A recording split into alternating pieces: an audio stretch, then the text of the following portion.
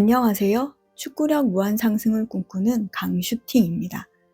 이번에는 꼭 승리를 가져와야 하는 대한민국 축구 국가대표팀의 9월 첫 번째 평가전, 대한민국 대 웨일스의 경기.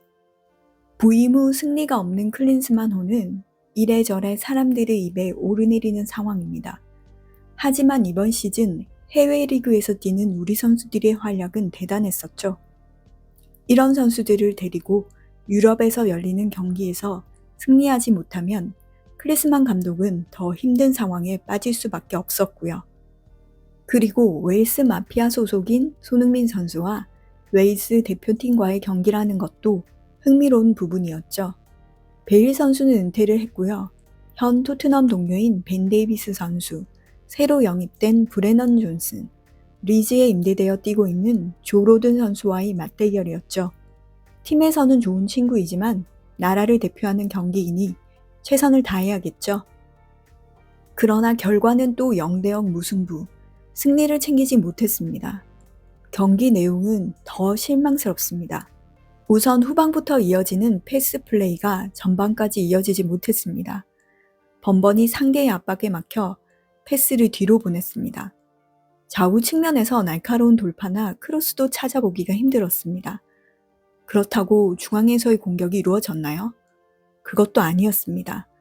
좌우 측면에서의 공격에 의존했지만 그마저도 쉽게 이루어지지 못했습니다. 최전방의 조규성 선수, 그 아래에 손흥민 선수가 뛰면서 손흥민 선수에게 자유롭게 플레이하도록 프리롤이 주어졌습니다. 하지만 후방에서 패스가 쉽게 올라오지 못하자 손흥민 선수가 후방으로 내려와서 패스를 받고 연결해주는 플레이를 했습니다. 그러다 보니 전방으로 찔러주는 패스가 들어가야 할 타이밍에 손흥민 선수가 후방으로 내려와 있었고 결과적으로 전방에서 그 패스를 받아줄 곳도 받아줄 선수도 마땅치가 않았습니다. 지난 시즌 토트넘 콘테 감독의 전술에서 손흥민 선수가 후방으로 내려와서 수비까지 가담하는 딱 그 상황이 연출되는 모습이었습니다. 이번 시즌 달라진 토트넘은 어떤가요? 손흥민 선수가 전방에서 플레이하면서 거의 날아다니고 있습니다. 골도 많이 터뜨리고요.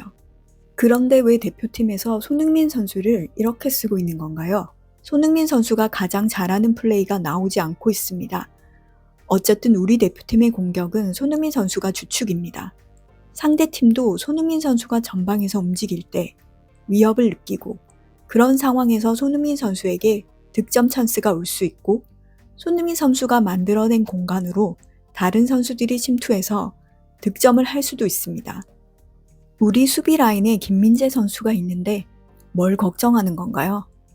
공격적인 축구를 하고 싶다면 자신 있게 더 올라가고 침투하는 공격을 시도해도 됩니다. 상대 역습을 잘 컨트롤할 수 있는 최고의 수비수를 보유하고 있지 않나요?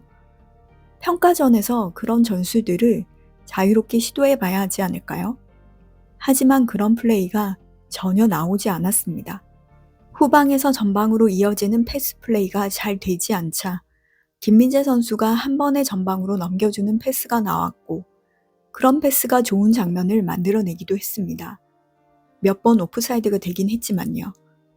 오히려 웨일스의 패스가 쉽게 이어지면서 찬스가 만들어졌고 골이 들어갈 수 있는 위험한 상황이 나왔습니다. 너무 쉽게 웨일스의 공격 작업이 이루어졌는데요. 우리 미들라인에 상대가 쉽게 패스할 수 있는 공간이 많았던 거죠.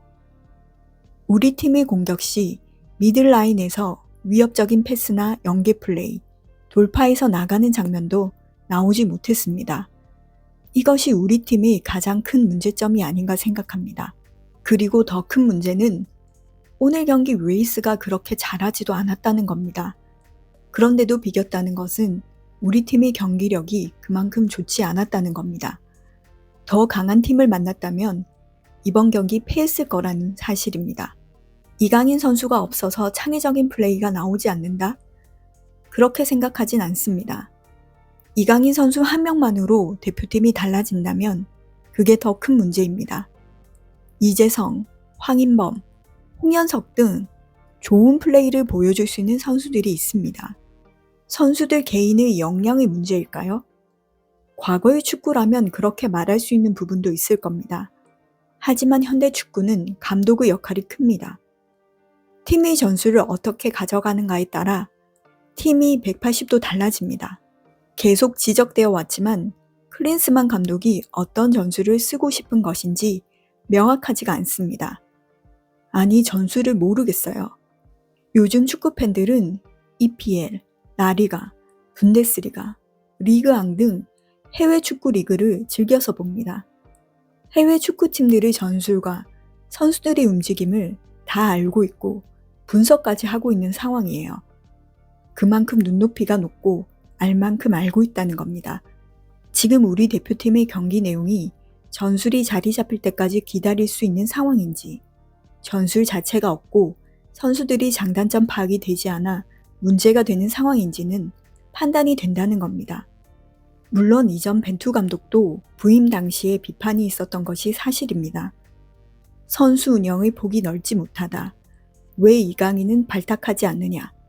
자기 축구 전술에 대한 고집이 너무 세다 등등 많은 비난이 있었죠. 하지만 벤투 감독은 본인이 하고 싶은 축구의 전술이라도 명확히 있었습니다. 그것을 만들어가는 과정에서 시간이 걸렸던 것이고요. 만들어가는 과정에서 좋은 모습을 보여주지 못하니 비판이 있었던 것도 사실이고요. 하지만 자기 축구를 만들어가면서 결국 월드컵에서 좋은 모습을 보여주었고 대한민국 축구의 가능성까지 보여주었죠. 우리도 강팀을 만나서 수비만 하는 것이 아니라 우리만의 플레이를 만들어갈 수 있구나 하고요. 클린스만 감독도 부임 초기인 건 마찬가지입니다. 하지만 클린스만 감독이 계속 말하고 있는 공격적인 축구의 모습이 보이지 않습니다. 구체적인 전술이나 전략이 있는지, 그런 전술을 팀에 녹여들게 하기 위해 무엇을 하고 있는지 궁금할 따름입니다. 감독의 전술, 그 전술에 맞춘 훈련 내용, 훈련 과정에서의 약속된 플레이가 실전에서 나오는 겁니다. 명확한 전술의 부재가 만들어낸 지금의 결과라고 생각합니다. 그리고 선수들을 어떻게 배치하고 어느 시점에 교체하는지에 따라서도 경기력은 정말 많이 달라집니다. 클린스만 감독이 우리 선수들을 얼마나 잘 파악하고 있는지 의문스러운 부분입니다. 지금 대한민국 축구대표팀의 스쿼드는 정말 괜찮은 스쿼드입니다. 물론 부족한 포지션도 있겠지만 해외파 선수들이 몇몇은 이제까지 대표팀 중 최고입니다. 이렇게까지 해외파 선수가 많은 적도 없었고 그 해외파 선수들이 소속된 팀의 수준도 높습니다. 거기에 그 팀에서 우리 선수들이 정말 좋은 활약을 보여주고 있습니다. 그런 선수들을 모아서 경기력이 이것밖에 되지 않는다? 그건 감독과 코칭 스태프에 문제가 있다는 겁니다. 평가전에서 아예 대패를 해서 감독을 교체하는 게 낫겠다는 이야기까지 나옵니다. 하지만 우리 대표팀이 쉽게 대패를 당할 만한 팀도 아닙니다. 그만큼 수준이 높습니다. 대패를 당하기에는 세계에서 손꼽히는 수비수인 김민재 선수가 버티고 있습니다. 웨일스 대표팀 감독도 부러워하고 있는 스쿼드입니다. 공격적인 전술에 있어서의 세밀함, 약속된 자연스러운 플레이들이 실전에서 나와야 합니다. 이런 좋은 선수들을 가지고 졸전을 펼치는 모습을 보고만 있어야 하니 정말 답답합니다. 다음 주 수요일 사우디아라비아전이 남아 있습니다. 뭔가 달라진 모습이 보이지 않는다면 무언가 결단이 있어야 하지 않을까요?